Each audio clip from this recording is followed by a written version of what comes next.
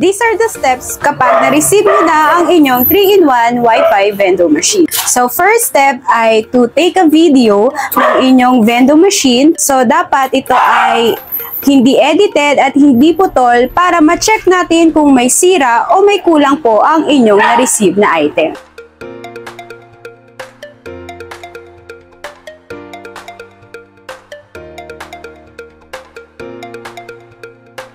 So, dapat yung sa inyong 3-in-1 vending machine ay andito na yung kable, dalawang LAN cable.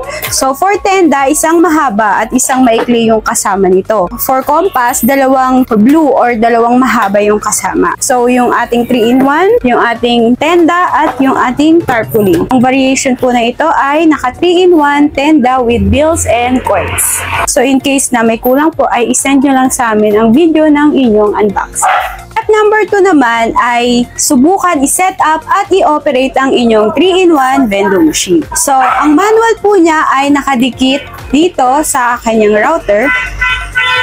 So, kunin nyo lang yan, i-open nyo lang yan, at makikita nyo yung mga steps na ating gagawin. So, step 1 ay connect natin itong tenda. So, nasa manual naman kung saan natin siya isasaksak. Then, step 2 ay yung plug natin sa internet. At ang pinakahuli ay syempre i-power na natin siya sa kuryente.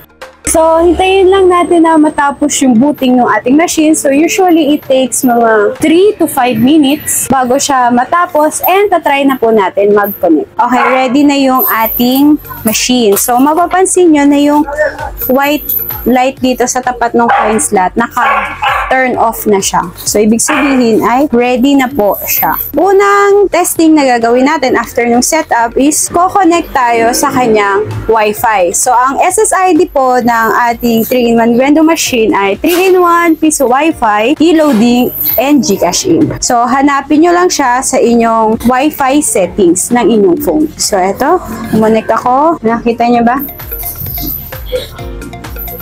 3-in-1, ayan. So, click ko lang yon. At dapat ay ida-direct ako nito sa portal. So, kung hindi man direct, ay manual kong itatype sa Chrome yung 10.0.0.1. So, ito yung ating portal. So, ngayon, ang una muna natin ito-testing ay yung kanyang Piso Wi-Fi feature. So, click lang natin tong insert coin. I-test natin lahat ng klase ng coins. So, piso, 5, 10, 20 ay dapat natanggapin po ng inyong vendo. And next naman natin ay yung mga paper bills natin. So, siya po ay naka-set up na para tumanggap ng 20, 50, 100, 200, 500, and 1,000 na paper bills. So, subukan po natin. So, make sure lang na hindi gusot or walang tupi yung papel na ipapasok natin para tanggapin po siya ng ating machine. So, maririnig nyo naman siya nag-click siya. Ibig sabihin, na-read nyo na. So, mas malaki yung amount, mas matagal niya ma-rip. Kasi nga, nagsisend pa siya ng pulses. Ayun, pumasok na yung ating 1,000 pesos. So, after nyo matesting yung bendo, nakakonect na kayo, and nakapaghulog na kayo, sure tayo na working na yung bendo nyo, saka po tayo magpo-proceed sa setup po ng e-loading. So, para ma-setup po yung inyong e-loading, ay isend nyo lang yung inyong cellphone number sa amin na seller nyo. Send nyo yung cellphone number na ipaparegister po natin sa The Foxtech e-loading. At yung inyong vendo number po. So, ang vendo number ay makikita dito sa may likuran ng pinto.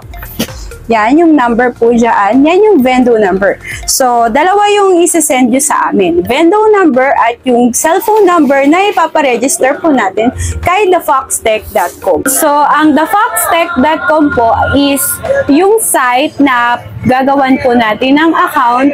And yung account po na yun, yung lalagyan natin ng load wallet at GCash wallet. So, sa paggawa ng account po is kailangan lang is yung inyong cellphone number. So, after nun, makaka-create na tayo ng account.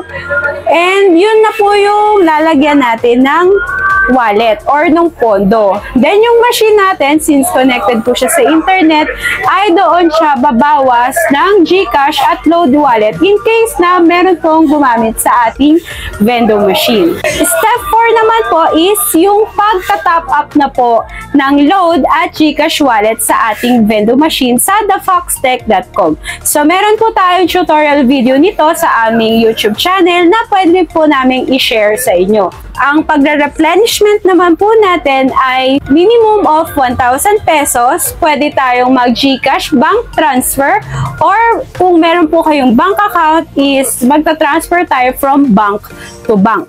So, ang replenishment schedule natin ay from Monday up to Saturday lang po. Wala tayong replenishment ng Sunday. And from 8:30 a.m. to 8:30 p.m. So, beyond 8:30 p.m. ay kinabukasan na po ng umaga papasok ang inyong load. At panghuling step ay ipwesto nyo na siya sa kanyang paglalagyan. So, make sure lang po na secure at safe yung inyong vending machine. So, secure siya from weather condition or sa mga may masamang loob. Hindi na kasi siya vending machine. Siya ay may lamang load at GCash wallet dito.